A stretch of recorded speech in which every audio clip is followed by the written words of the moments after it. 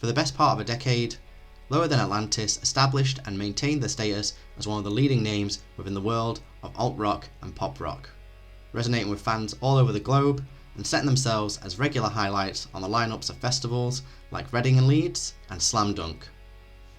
Hi, my name is Zach Redrup.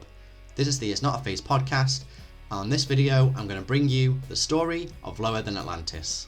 From their more hardcore-led beginnings performing club shows with rising heavy acts, some unfortunate experiences with a major label, to their second wind and calling it a day at the height of their popularity and success. But real quick, before we get into all of that, I just want to say a quick thank you for all of the support and love you've given me and this channel and the podcast. If you enjoy what I do and you want to help me out, there's plenty of ways that you can do that. You can hit the like and the subscribe button, which really helps to push my content out to other people, and also with clicking subscribe, that means you don't miss out any future episodes or videos that I put out. You can also follow me and the podcast on social media, and there's also an email newsletter that you can sign up for so that you don't miss out on anything new that I put out. And finally, if you did want to go the extra mile, there's also a Patreon and a web store if you wanted to pick something up, which really helps to keep the lights on around here. Honestly, any help that you can give really does help me out, and I appreciate it so much. But now, with all that out of the way, let's get started. This is the story of Lower Than Atlantis.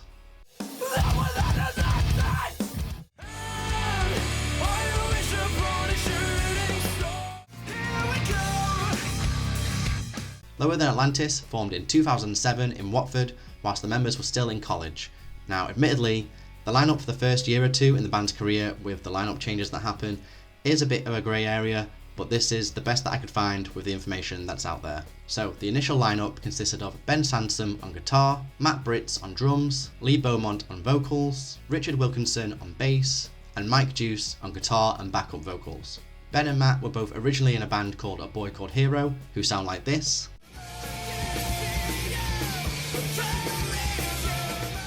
Whilst Richard and Lee were both in a band called Her Word to Kill, and they sounded like this.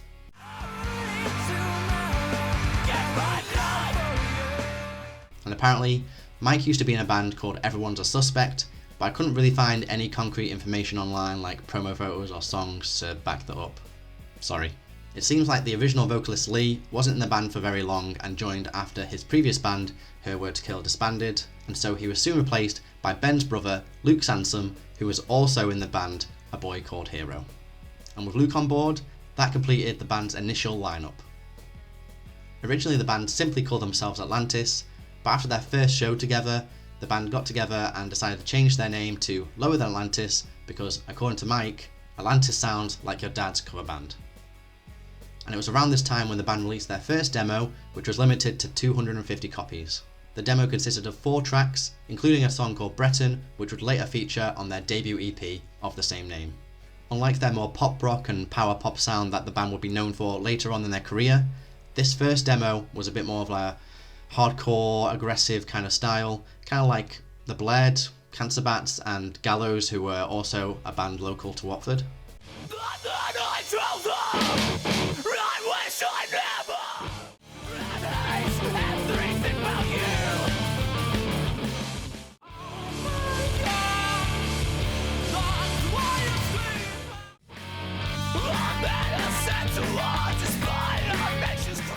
In fact, the comparisons to their local contemporaries Gallows were apparently very common at the time, so much so that the band poked fun at it on their MySpace profile under their details for a press contact. And if you listen to that first demo, you might hear some bits and pieces here and there which were later taken, reworked and used in songs on their debut EP Bretton, which we'll be getting to shortly.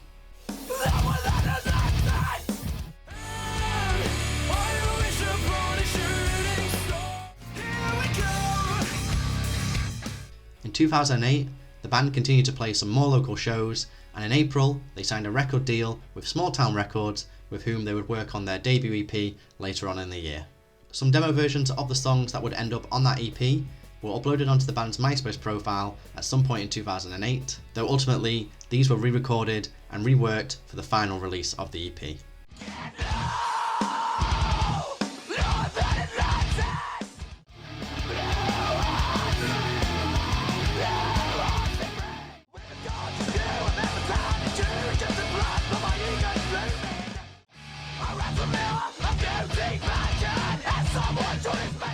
These demos would also be the final releases from the band, with Luke as their vocalist. As soon after these demo recordings went online on MySpace, Luke would step away from the band, and instead, Mike would become the frontman going forward for the future of the band's career.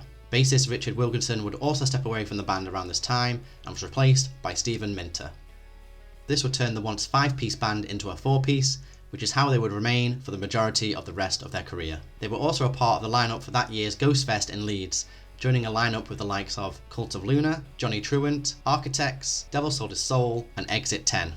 The band's debut EP was then recorded with Jeff Rose and Martin Ginge at the Pill Studios in Newport, which was later renamed to Not In Pill Studios, and apparently Matt Tuck, which I think might be Matt Tuck of Bullet for My Valentine, took up production duties. However, between the EP being recorded and being released, there was a further lineup change in the band, with drummer Matt Britz stepping away to be replaced by Josh Pickett, who was originally a member of Her Words Kill. The Bretton EP would then be released on October 18, 2008 via Small Town Records, and reissued not too long after by 30 Days of Night Records on December 19, 2008. The EP had a total of 8 tracks on it, including a new version of the title track, which originally appeared on the band's 2007 demo, this time having Mike's vocals on it due to being the new frontman.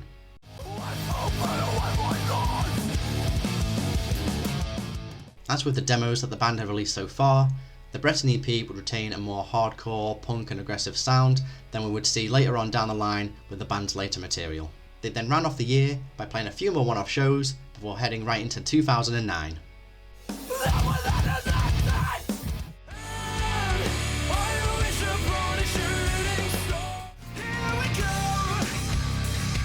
The start of the year saw the band start to get some press attention from publications and magazines like Kerrang and Big Cheese magazine, and they also released a video for one of the tracks on the Bretton EP called The Juggernaut, which was released on March 15th, 2009.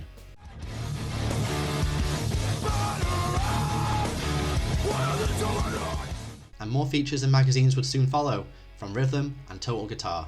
The band then spent most of 2009 touring off the back of the EP, including a UK run supporting Your Demise and D's Nuts, along with More Than Life in May. They also returned to Ghostfest, which that year was headlined by both Whitechapel and Despised Icon, and they also appeared at that year's Metal Fest in Glasgow with Silosis, It Prevails, Martyr Defiled and Bleed From Within, to name just a few. But, unfortunately, the turbulence of the band's lineup wasn't over just yet. That year, bassist Stephen Minter stepped away. He was replaced by Benjamin Jennings for a short period, before the band's original vocalist, Luke Sansom, would return to the band's lineup, this time as their bassist. Drummer Josh Pickett also decided to step away from the band, and they brought on board a replacement in Eddie Thrower, who they met whilst touring alongside his band We Stare at Mirrors earlier in the year. Prior to being a part of We Stare at Mirrors, Eddie was also briefly a member of the deathcore band Eternal Lord. Unfortunately, Luke's return and position as the band's bassist was very short-lived, and after a few months of touring, he decided to step away from the band again. The band's lineup would remain as a trio for the time being, and whilst off the road and at university, Mike and Ben would start to write the songs which would form the band's debut album.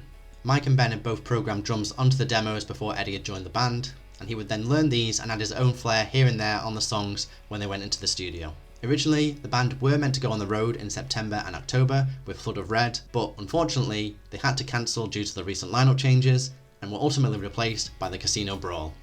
In a statement, the band had this to say about the cancellation. Hi everyone, since day one, Lower Than Atlantis have had a revolving door lineup, and it will probably be like that until the end. We're once again bass playerless, but have no intention of looking for a new member and are going 3-piece, recruiting fill-ins for tours. On that note, we're afraid that we've had to pull out of our October tour with Flood of Red. We're really gutted about it because those dudes are good to be around, but it would be impossible for us to find someone to step in with only a few days' notice. Some good news to end on, we're about halfway through recording our debut album, Far Q, and we're incredibly stoked on it and can't wait for you guys to hear. Sorry to anyone this has affected, and thanks for reading Lower Than Atlantis. So, as they said in that statement, the band used the time not on the road to go into the studio and begin recording what would be their debut album, Far Q. It was recorded in a small room above a printing factory in Hertfordshire, and they brought on Dan Lancaster, who is the vocalist of Proceed, to produce the album.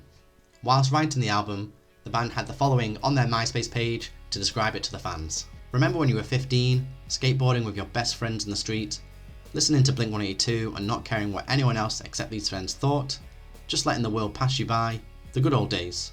But then you had to grow up. Our new record, Far Q, sounds just like that. The recording for the album started on the 18th of September 2009, and whilst they were in the studio, they had some blog updates on their MySpace and also shared some short live streams of them tracking the songs. And after a few weeks, the band had finished recording the album on the 10th of October 2009. The band would then first share the title track of the album on their MySpace profile on December 1st, with another song called Taping Songs Off the Radio making its debut on the BBC Radio 1 Rock Show with Daniel P. Carter on December 8th. And all this before ending the year with a set at the 5th birthday party of TDON Records on December 19th.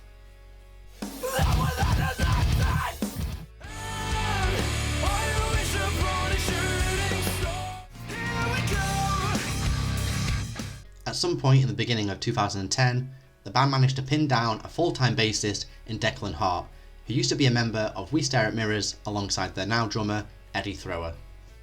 With Declan's addition, this four-piece would then prove to be the final lineup for the band throughout the rest of their career. Ahead of the release of the debut album Far Q, the band all decided they wanted to focus fully on the band, and so they quit their day jobs.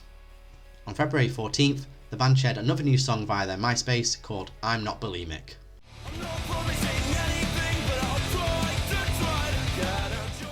And then, a few days later, on February 17th, the band released a video for the song Taping Songs Off the Radio, which would be the first official single from the album.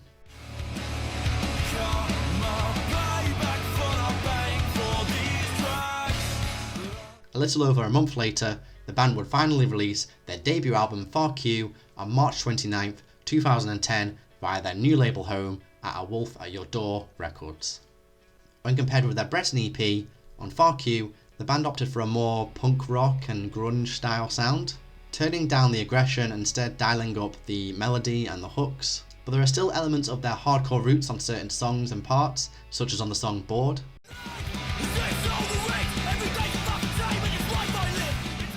They also dabbled with other styles and sounds across the album, including their first ballad-esque track, which can be found on Mike Juice's Symphony No. 11 in D minor. I've been pacing all the back streets, small steps, cigarette and Lyrically, it also showcased Mike's more conversational and observational, forthright lyrical approach, tackling subjects such as parental abandonment, financial struggles, a dying local music scene, and selective, biased mainstream news coverage. There was also an additional song from the album sessions which sadly looks like never made it past pre-production. It was called Eating is Cheating Part 2, The Hangover Man, obviously acting as a continuation in one way or another to the song Eating is Cheating that's already on the album. That being said, even having just released a full-length album, the band still had more music in the chamber, though admittedly it was not original material. Instead, the band released a free-to-download EP of covers called Punk on the Covers on April 12, 2010. It featured 4 cover tracks of songs originally by Paramore, The Police, American Football, and Foo Fighters. During April and May, the band headed back out on the road supporting I Am Ghost throughout Europe and the UK, alongside fellow support artists Eyes Set to Kill and Confide. During the UK dates of that tour, the band were also filming footage for what would be used for the Far Q music video, which was then released on June 28, 2010.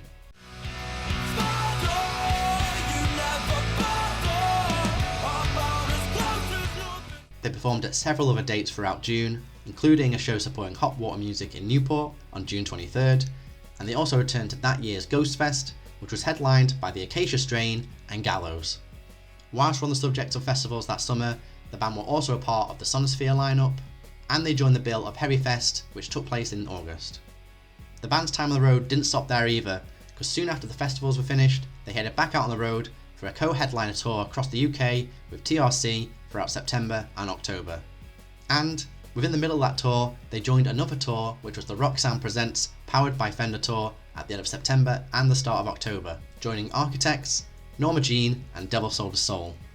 In September, frontman Mike decided he wanted to go on a little side quest, and he decided to set up a clothing line called Growing Up Gets Me Down. Unfortunately, I did struggle to find photos of stuff that he did release through the clothing line, but I did manage to come across these.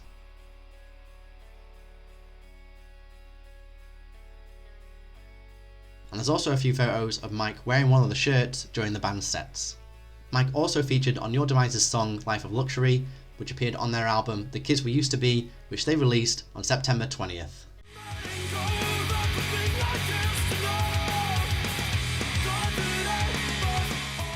The band's touring, at least for the moment, eventually wrapped up on October 9th. Still, despite not being on the road, the band refused to stop, and a few days later, on October 15th, the band re-entered the studio to begin recording what would be the follow-up to Far Q. The second album, titled World Record, was recorded at Outhouse Studios in Reading, mixed by John Mitchell, with recording wrapped up by the beginning of November. Still not content with the year, the band went right back out on the road in November and December, supporting The Ghost Inside across the UK and mainland Europe. And that wrapped up Lower Than Atlantis' very jam-packed 2010.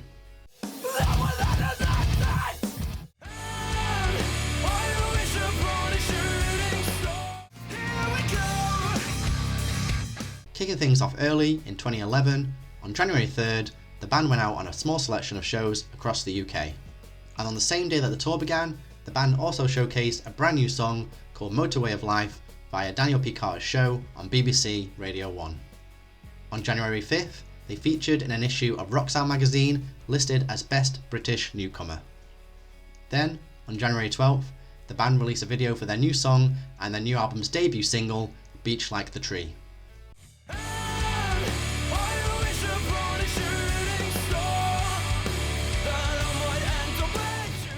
The song is apparently about their friend Josh Beach. In a track-by-track with Rock Sound about the album, Mike explained that Josh helped out the band a lot too. The day after the video was released, the band went out on the road again, this time heading over to Ireland, supporting Your Demise. On February 8th, it was announced that the band had signed a deal with Sumerian Records, who would basically handle the North American territory for the release of their new album.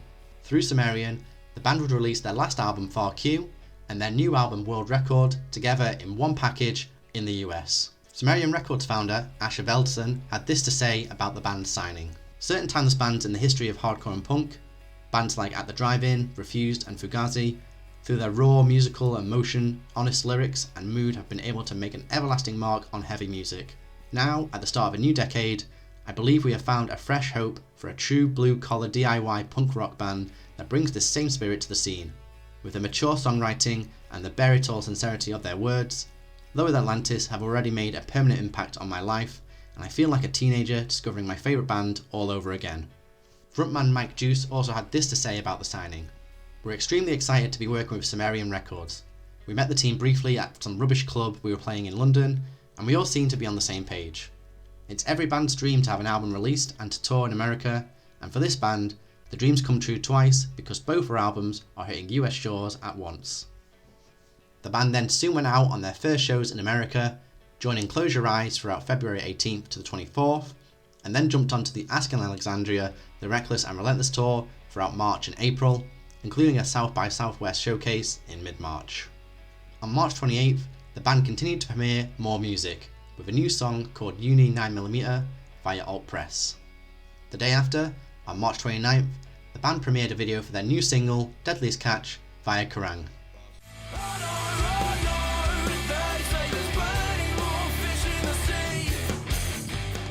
To create the video, the band reached out to their fans, asking them to contribute towards it in February. They asked them to pick one line from the song, make a video for that line, and then email that contribution over to them to use in the video. Apparently, that wasn't the initial plan for the video, but was an idea that the band came together with when they were trying to shoot the concept they originally had on the Brighton seafront, but had a bit of trouble doing so. This is also something that Mike confirmed in an interview at Slam Dunk that summer. So your music video for Deadliest Catch, that was completely compiled by clips that fans sent in. Yeah. How did that come about? Basically, we went to shoot a video in Brighton on Brighton Beach because it's like a nautical theme. We were thinking like fairground rides, fish and chips, like throwing stones in the sea and stuff. And went down to do that, but it was absolutely pissing down, and we couldn't we got about 5 minutes of footage, so we couldn't do anything with it. So we were in the pub afterwards just chatting, and we just decided that we'd get fans to send in footage. It went really well. We got loads of good stuff. So on April 12th, they premiered more new music, this time with a song called Up in Smoke via Noise Creep. After a slight pushback of its original release on April 4th, and then sharing the album in full on their MySpace on April 18th. On April 19th, they finally fully released their second album, World Record, in the US, followed by a UK release on April 25th. Also, it's worth noting that other than the separate release dates, the UK and US versions of the album had some other differences in there too. The first difference is that the two different versions have slightly different artwork, and on top of that, the US version has 3 additional B-sides included on the track list, which were originally only on the iTunes version and on accompanying singles. World Record saw the band tread even further into pop rock and alt rock territory than they did on Far Q, and pretty much almost entirely abandoned their hardcore roots.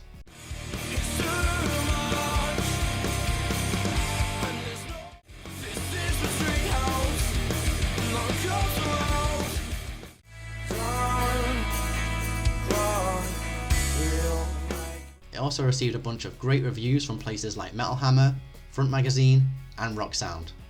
At the end of April, they jumped onto a UK tour supporting We Are the Ocean alongside Vieira and Don Broco, and on the weekend of May 14th and 15th, they joined the Crashed Out Festival in Lincoln. And also in May, the band For the Fallen Dreams released their new album Backburner, with Mike providing guest vocals on the song Yellow.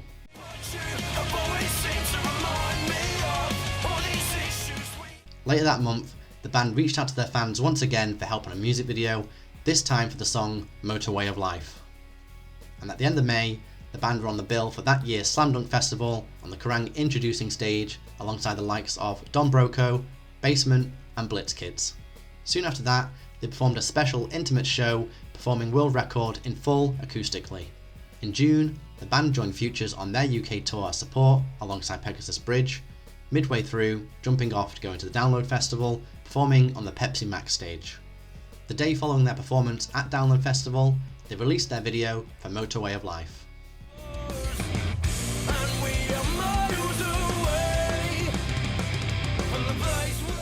And on June 25th, the band performed at yet another festival that summer, this time at Make a Scene Festival in Middlesbrough. At the start of July, the band held a one-off show at London's Barfly in Camden with support from the Computers. On July 8th, the band put another festival under their belts that summer, this time at Sonosphere Festival in Nebworth. And still not having their fill of festivals that summer, the band performed a warm-up show in Reading on August 4th before their set at that year's Heavy Fest the following day. And that was followed by a set at Boardmasters just a few days later. In September, they took part in something called the Monster Energy Drink House Party Tour. Admittedly, I couldn't find too much information on what it was all about and how it was set up, though I did come across a few photos, but from what I could find and what happened, it was fans could apply to have the band perform a set at their house, and they went on a mini tour performing at the houses of those fans who won. This is all before a set at Butsterfest in mid-September, which would prove to be the final festival performance for the band in 2011. In October, the band went out and supported Yumi at 6 on their UK tour, before they then went off to support Death Havana in Ireland for a few shows. They then made their way back to the US in November and December, with Close Your Eyes for a Run, and also one with Norma Jean. And other than writing and demoing between all of this, that would bring the band's busiest year to date to a close.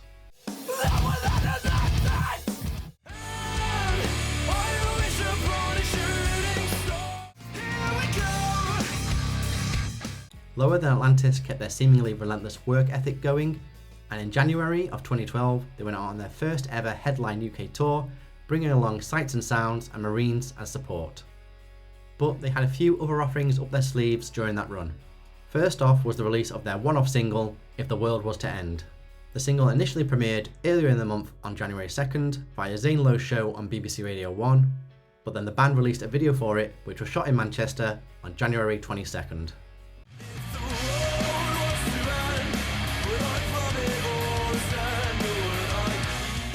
Some big news was still to come though, and on the final day of the UK tour, on January 27th, the band announced that they had signed a major label deal with Island Records. Of course, signing to a major label is a huge deal for any band, and is a move that can help catapult you to making it a full-time career. In an interview with NME, Mike had this to say about the signing. Nothing's really changed, except we've got the financial backing that we didn't have before. Previously, everything we put in was our own money we begged and sweated to cobble together to make it. We've now got access to input from people who've been doing this for a long time, so it's having the intelligence and the money. In the same interview, Ben was also asked how it's impacted them, if at all, on a creative level, and if the label have had any involvement in that. Not really. It's more a case of now, if we have any idea that we wouldn't have been able to pull off ourselves, we have the people to plan it for us and access to a lot more resources. No one's come to us and said, "You've all got to wear green t-shirts," or anything stupid like that. In February, the band joined Young Guns as support throughout their tour in Europe. Then, just a few days after getting back from that tour, on March 11th, they entered Rockfield Studios in Wales to begin recording their third full-length album. And apparently, recording wrapped up just a few weeks later on March 30th. They then went on a run supporting Twin Atlantic in April, and after that, just like they did in 2011, in the summer of 2012, the band went out on as many festivals as they possibly could, including Takedown Festival, Hit the Deck, Camden Crawl, Sound City, Slam Dunk, Download, Relentless Nas, 2000 Trees, Cock Rock, Heavy, Why Not, Reading and Leeds, Merthyr Rock, Butserfest, and Underground Festival, where they performed a headline slot.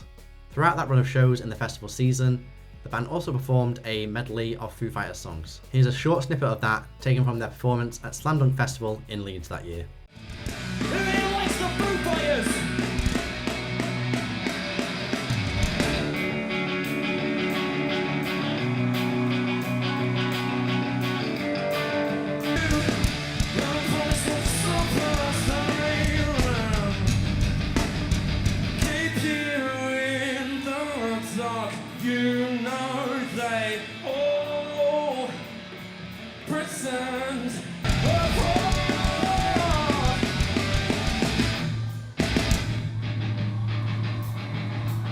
I need your fucking help, guys.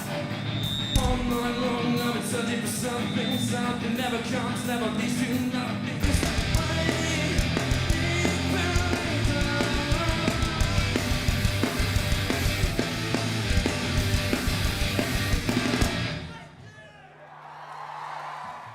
And during all this time, the band continued to share new music from their upcoming album. On July 16th, they premiered the song Love Someone Else via Zane Lowe on BBC Radio 1, before sharing a video for it on July 26th.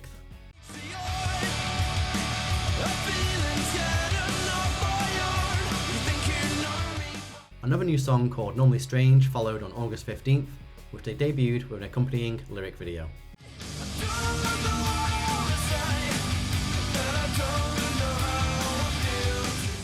And at the end of August, Mike appeared on the cover of that month's Big Cheese magazine alongside Frank Carter, who at the time was a member of Pure Love after leaving Gallows.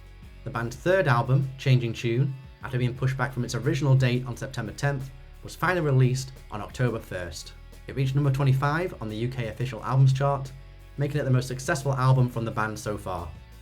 At this point, the heavier roots have been completely stripped from the Lower Atlantis DNA, and in Changing Tune, whilst maintaining the alt-rock aspect of World Record, they also started to implement more elements of pop and arguably arena rock into the formula.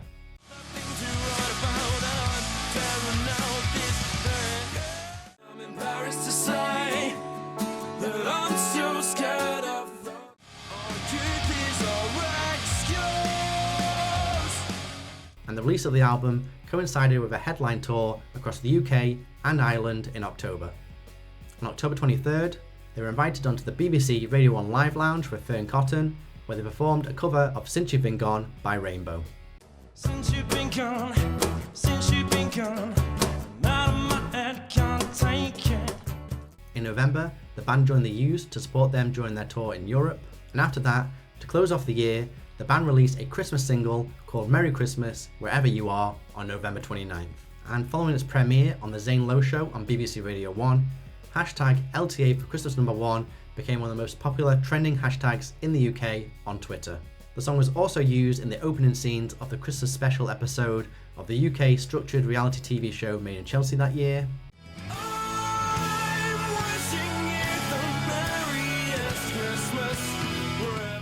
And with that, 2012 was done and dusted for the band.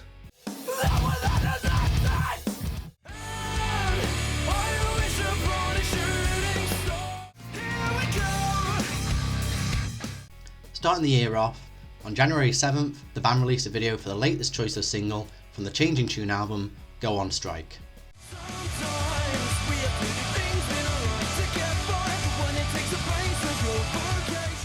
And then, at the end of the month, they were the featured cover artist on that issue of Rock Sound magazine. Come February, the band set out on their first tour of the year, hitting the road across the UK, supporting All Time Low alongside the Somerset.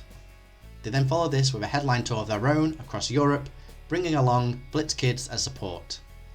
After a few weeks off, the band were back at it again, and on April 12th they released a video for Something Better Came Along, which was filmed in an abandoned, decommissioned tube station in London.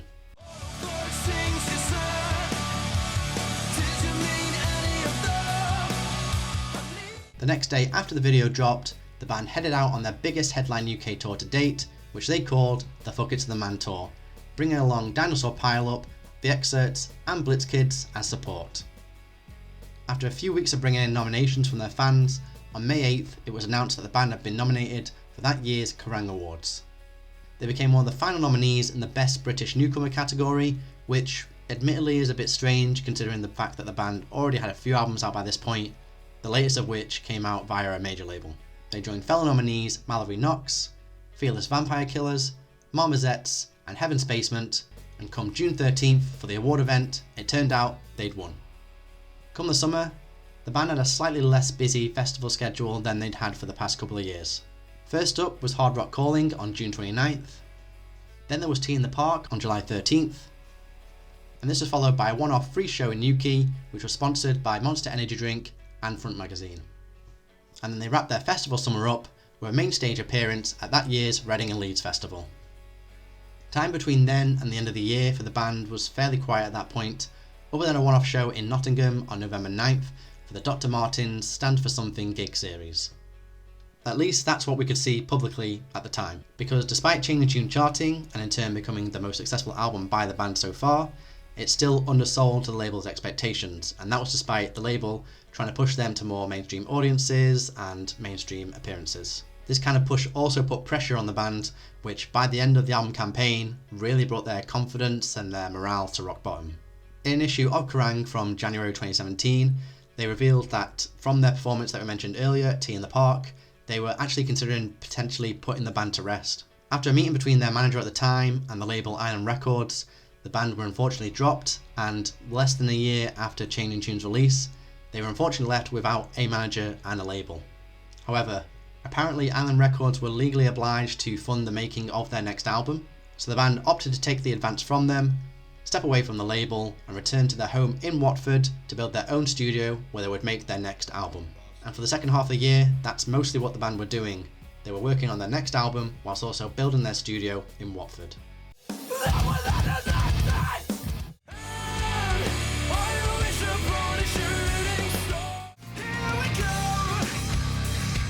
Going into 2014, the band continued working on new music, and by February 28th, they had finished recording what would be their self-titled fourth album. That album was produced by Dan Lancaster, who also worked with the band on their album Far Q. With the new album under their belts, they began shopping around for new labels, and on April 29th, they confirmed that they had signed a deal with Sony Music. On June 2nd, wheels began turning again in terms of touring for the band, and they headed over to Japan to support Fact alongside Memphis May Fire for a few shows over there.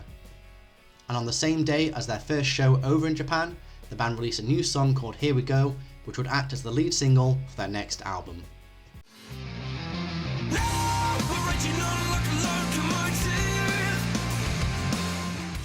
After the low mood towards the end of their last album cycle, things turned around pretty quick with the release of Here We Go, which quickly became their most successful single to date, peaking at number 86 in the UK official singles chart. The song, which was originally only meant to be a B-side, was also used in ITV's coverage of the World Cup that year. Unfortunately, this is the only footage that I could find of it being used in that way, and admittedly it is pretty poor quality.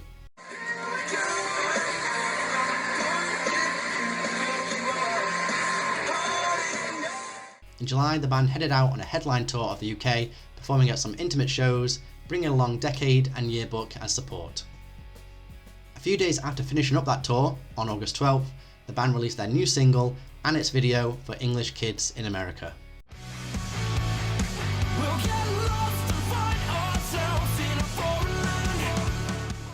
at the end of the month, they returned back to Reading and Leeds Festival, this time performing on the NME and BBC Radio 1 stage.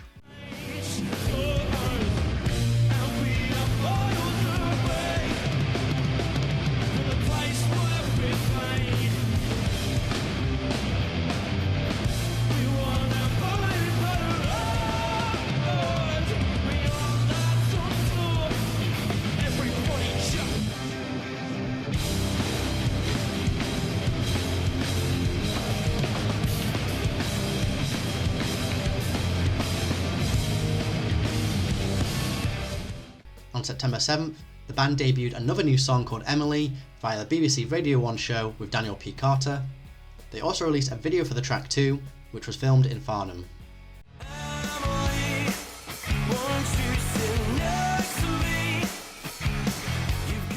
The song was originally called Rosie and named after Mike Juice's dog, so it makes total sense why there's a dog in the video for the song. Emily at one point was also going to be used by One Direction, but the band opted to keep it, as they explain in this short interview with BBC Newsbeat. Is it true you gave a song to One Direction? I don't know. I don't know. Play drums on. I played drums on one.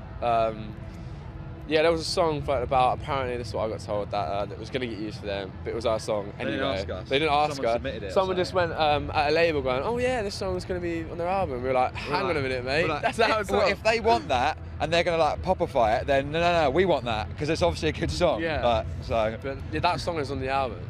So. Which song was it called? It's called Emily. Okay. And then the following month, on October 6th, after some slight delays due to manufacturing issues, the band finally released their self-titled fourth album. The self-titled album saw the band turn to a more pop rock sound, and also saw them experimenting between each track more than they ever had before.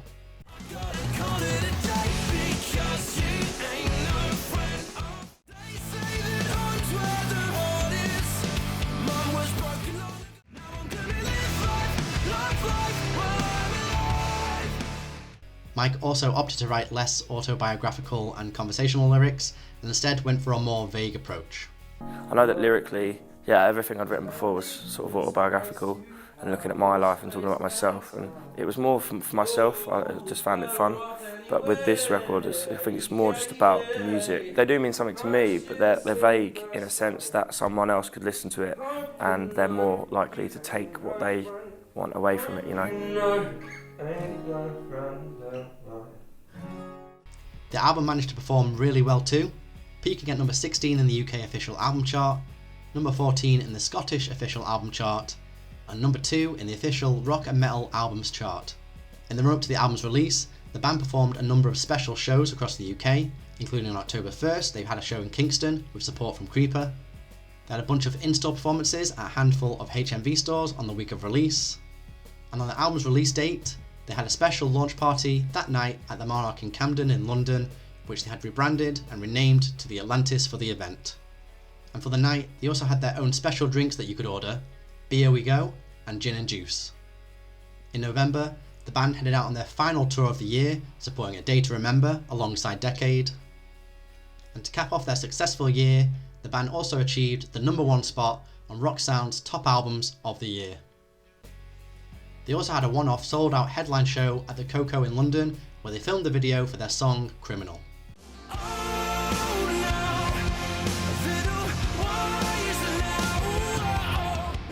After a less than ideal 2013, the band clearly rose from the ashes in 2014 with one of their most successful years to date.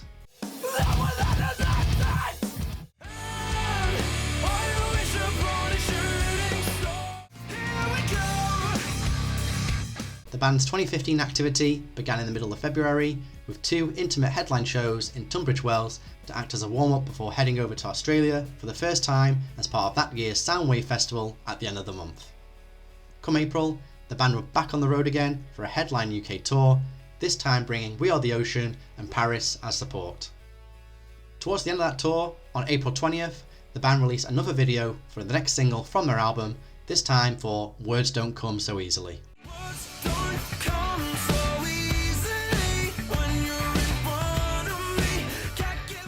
And then, on April 29th, the band appeared on Rock Sound's free Worship and Tributes covers compilation album, which they put out to celebrate their 200th issue as a magazine. and they contributed a cover of Everything Is Alright by Motion City Soundtrack.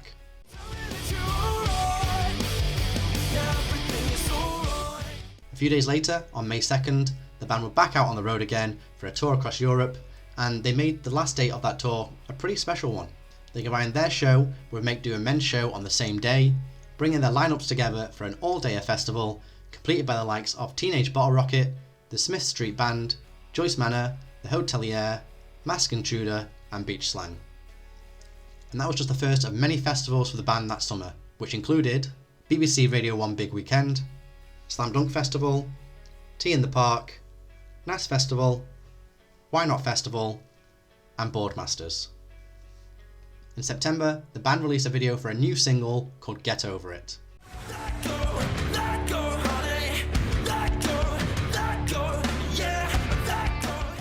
And they then spent the majority of October and November supporting Hands Like Houses.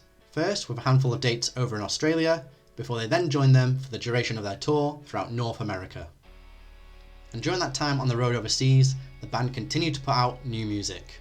Starting on November 6th with their cover of 1,000 Miles by Vanessa Carlton.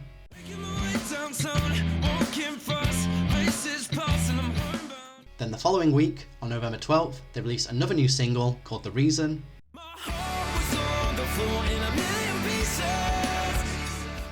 And then a few days later, they shared their performance on BBC Radio 1's Live Lounge, where they covered On My Mind by Ellie Goulding.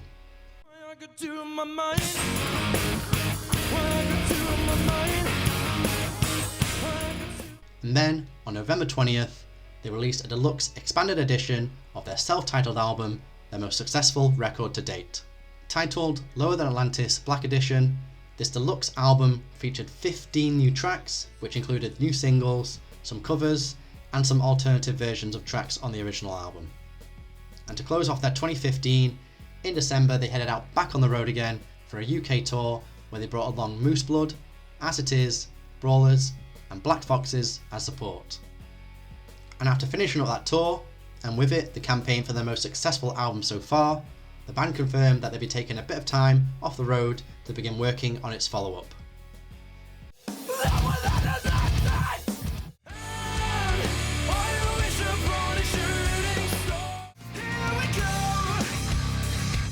For the majority of the first half of 2016, it seemed like the band, for the first time ever, actually took some time to relax, spend time with loved ones and family, and just be humans. In fact, at least on the surface anyway, 2016 would act as one of the quietest years in the band's career. This downtime wouldn't last too long though, as by April they were already back working on demos for the next album. And come June, recording had begun, with the band bringing back on Dan Lancaster to produce, who also worked on Far Q and the self-titled album. They also partnered with Kerrang on June 8th for a special Iron Maiden edition of their magazine, and with it they had a covers album through which the band contributed a cover of The Number of the Beast.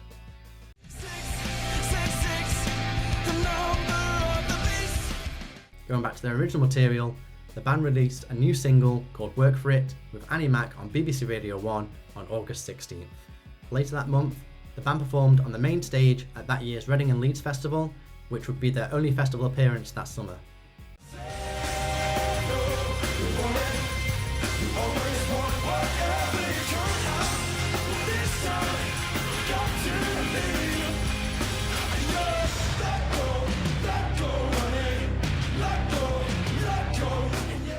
On September 12th, they showcased a video for Work For It, the new single that they premiered just a month prior.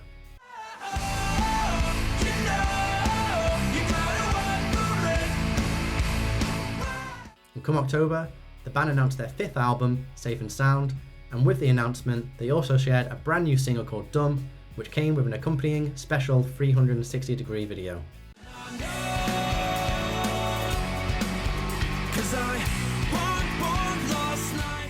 In November, they hit the road again in Europe, supporting Yumi at 6, before releasing their next choice of single, Had Enough.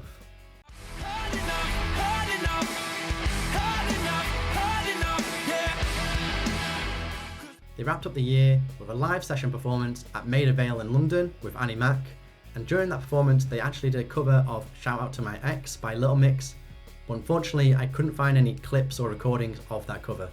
And that essentially capped off their 2016.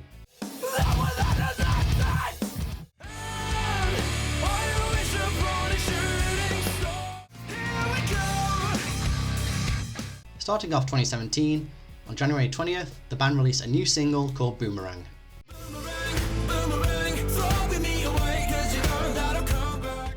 A few days later, they delivered another treat which was a bit out of the blue. Partnering with Kerrang and a cover story that they had with them, the band provided a free CD with issues of that magazine, and on that CD contained unreleased songs such as demos, B-sides and acoustic tracks. And the goods just kept on coming, because on February 3rd, the band released their 5th album, Safe and Sound, via Sony Music affiliated labels, Easy Life Records and Red Essential. This became the band's highest charting album, even surpassing the success of their 2014 self-titled LP. It peaked at number 8 in the UK album charts and at 9 in the Scottish album charts. At the start of March, they headed out into Europe for a co-headline tour with Young Guns, before returning to the UK for a headline run of their own, with Young Guns joining as main support alongside Hands Like Houses and Rome. In June, the band had sets at both Rock am Ring and Rock im Park before heading out on a few dates in Europe again, this time for a few shows supporting Blink-182. They were also set to play at Nova Rock Festival in Austria, but unfortunately they had to pull out and were replaced by To the Rats and Wolves. They returned to mainland Europe in July for the Rock for People Festival in the Czech Republic, before returning to the UK for the remainder of the festival season, appearing at both 2000 Trees as a main stage co-headliner and Boardmasters. And to close out 2017, in November and December, they jumped on Enter Shikari's tour in both the UK and Europe.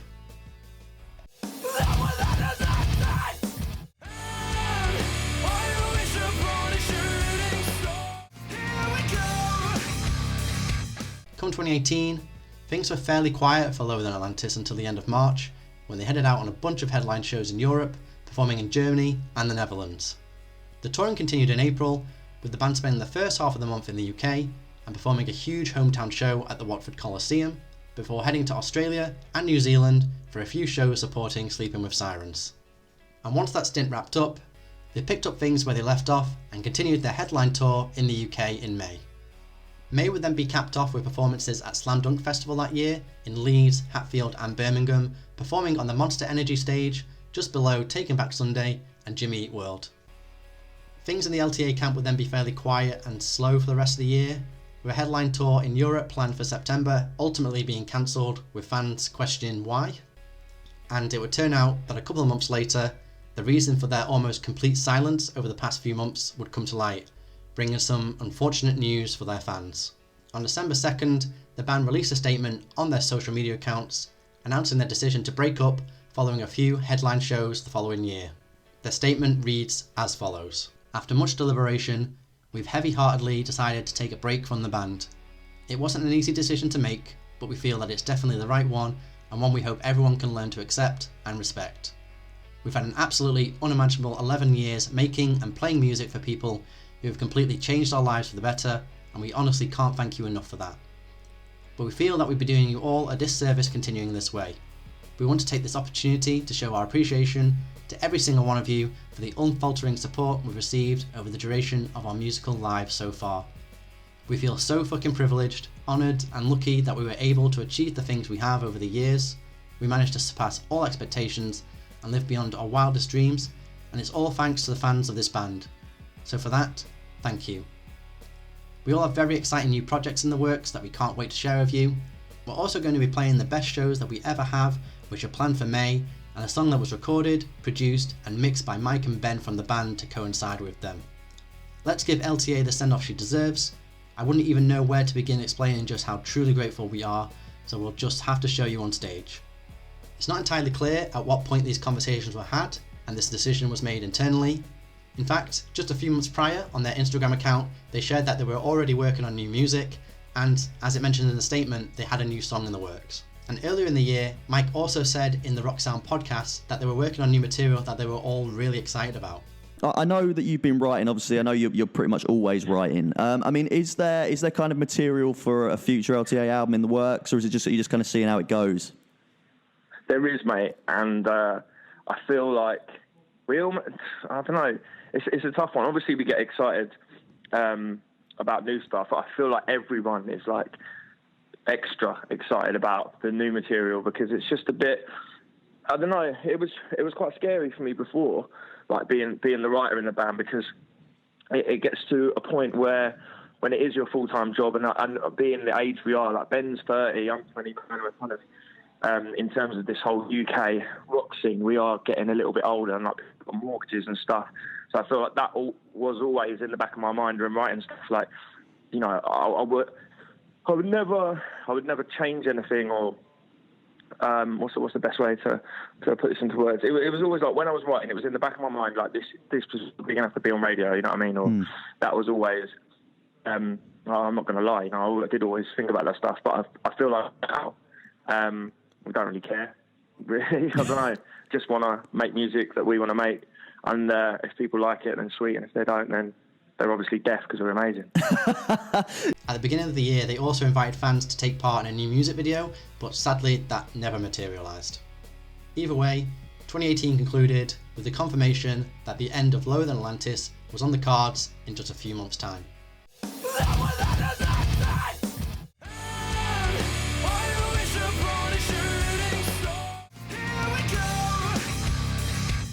As expected, following their announcement of their impending split, the band didn't perform any shows or release any new material between then and the final shows in May. Ahead of their final live performances, Mike Juice had one final interview with Rockstar magazine where he expanded a bit further on their decision to break up. In part, he explains how he hasn't really been happy for the past 2 years, but also coupled not knowing what to do away from the band and not wanting to let down the others as reasons why he's delayed putting an end to it earlier. On top of that, they all have other things going on, like session work away from the band. He also went on to say that initially, it was his idea to label these as the band's final shows instead of a break. But as the shows drew closer, he's considered a potential solo career, whilst also potentially wanting to revive Lower Than Atlantis maybe a few more years down the line. The band performed 3 final shows in the UK to say goodbye, performing in Manchester, Birmingham, and closing out at London's O2 Brixton Academy.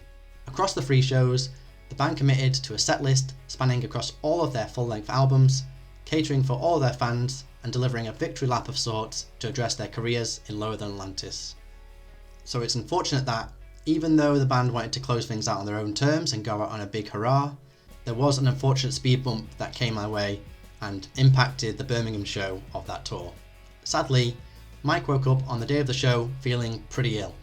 Understandably, though being a situation that neither the band or the fans would have wanted, they didn't really want to cancel their penultimate show as a band in such short notice. Thankfully, Mike did get well enough to perform to a degree on stage, but his voice just wasn't there.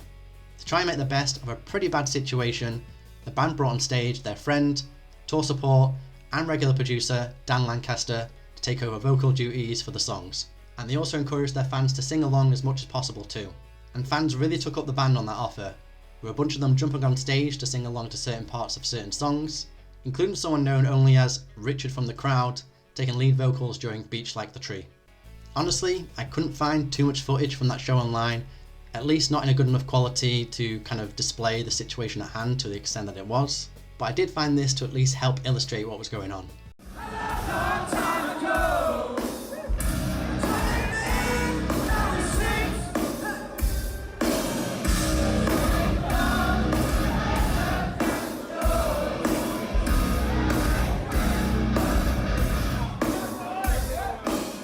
Whilst I can personally definitely understand the band's want to go on, especially considering the circumstances and this being their second to last show ever as a band, and a lot of fans really enjoyed it, there's also plenty of fans who, well, didn't.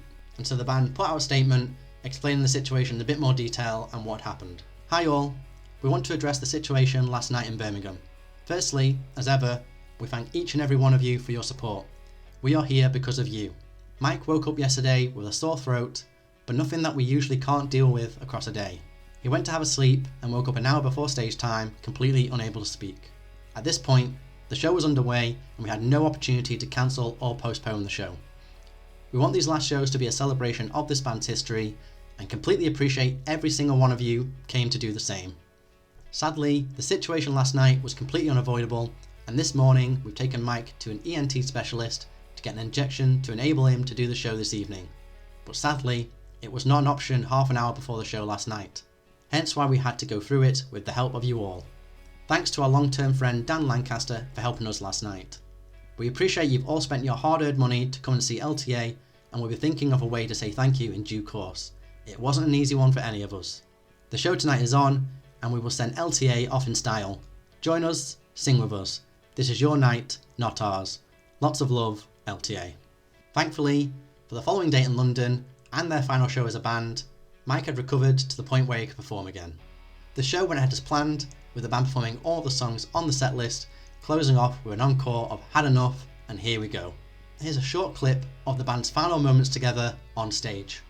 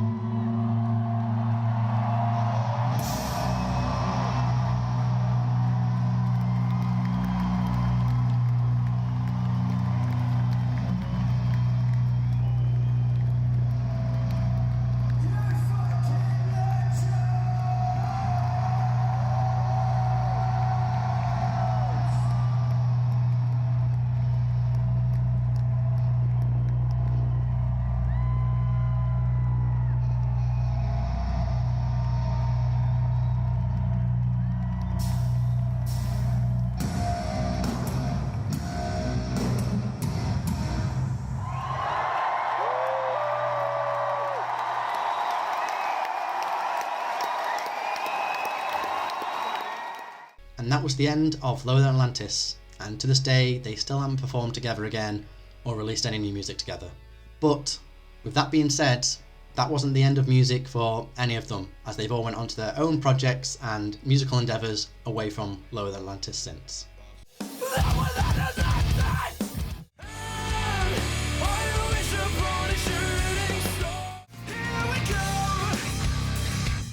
Guitarist Ben Sansom set up his own recording studio called Sunny Hill Studios, where he's worked with bands like Without Love, Alien Blaze, Danny Wright, and Red Tape Resistance. He also launched a new band called Paper Mill with his brother and original Lower Than Atlantis vocalist Luke Sansom and their friend Matt Ryder, and they sound like this.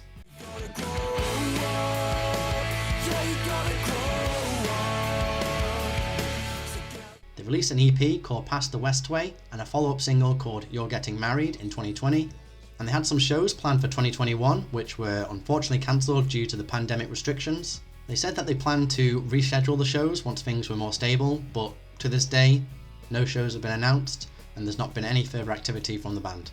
Much like Ben, bassist Deck Hart set up his own studio called Studio Grey Sound, where he offered guitar and bass lessons along with creating music on adverts for the like of Barclays and Comedy Central. As for drummer Eddie Thrower, he joined Busted's live lineup in December 2018 and is still a part of their band today. Hi guys, Busted here. We have a very special announcement for you today. We are taking this lovely man, Eddie. Say hi, Eddie. Hello. We're going to be taking him out on the road as our brand new drummer next year for the Halfway There Arena Tour. So make yourselves acquainted. Cannot wait. And yeah, we're going to see you guys very soon. See you in March. Boom. He's also toured with and done session work with a number of other artists, including Dua Lipa, 5 Seconds of Summer, Youngblood,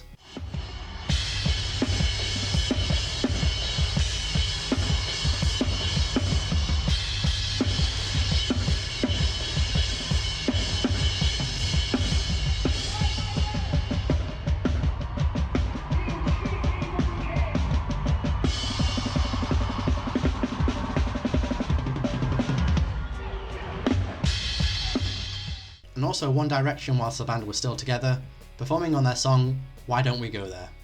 Along with that, he's also shared a number of drum playthrough videos and also offers drum courses and lessons.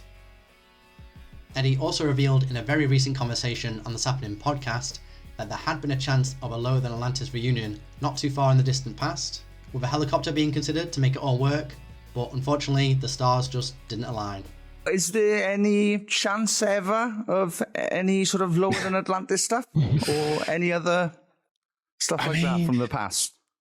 Mate, to be honest, we did get offered to do a show last year, was it? 2024? It might have been 2023 now. But we did actually get offered to do a show, but and the initial consensus was like, all right, yeah, maybe let's look into it. Let's see. But it didn't work out for a few different reasons. Mainly because I was like playing shows, and one of the shows actually was on the same day as a Busted show that I couldn't move, and it got a bit mental because I was like, right, how can I actually do this? One of the potential shows was up north, and I was playing in Brighton the same day, so it got to the point where me and a couple of the LTA lads and the tour manager were looking at a helicopter.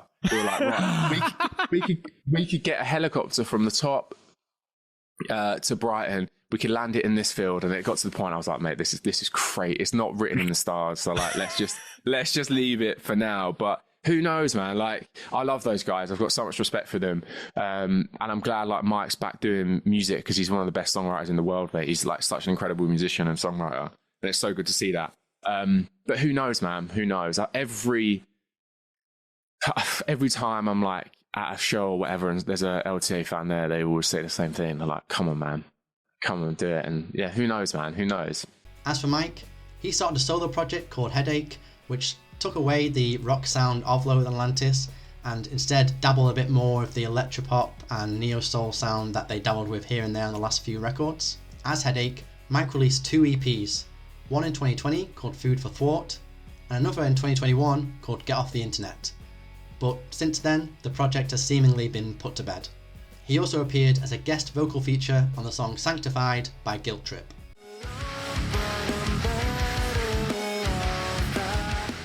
And he's also done some songwriting and session work here and there with other artists, including 5 Seconds of Summer, 1OK Rock, and Luke Friend over the years, just to name a few.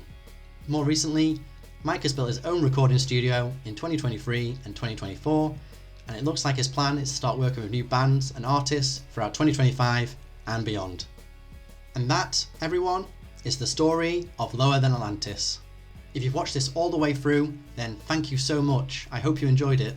Please let me know what you think in the comments, and if there's anything I've missed or if there's anything that you've discovered while watching this video. Also, let me know what your favourite LTA track is, and if there's any other bands you want me to do a documentary video like this for in the future. If you didn't know, I also do a weekly podcast where I speak to bands and artists and also people throughout the music industry. If you want to help me out, then there's a few ways that you can do that, all of which help me massively in terms of pushing this out to other people and also to help keep this thing going. Hit the subscribe button, click the like button, follow me and the podcast on social media, join the newsletter, and if you did want to go one step further, there's a Patreon and there's a web store too. I've shoved links to everything that you need in the description, so you'll find everything that you need there, or you can just head to itsnotaphase.co.uk. Thanks again for watching.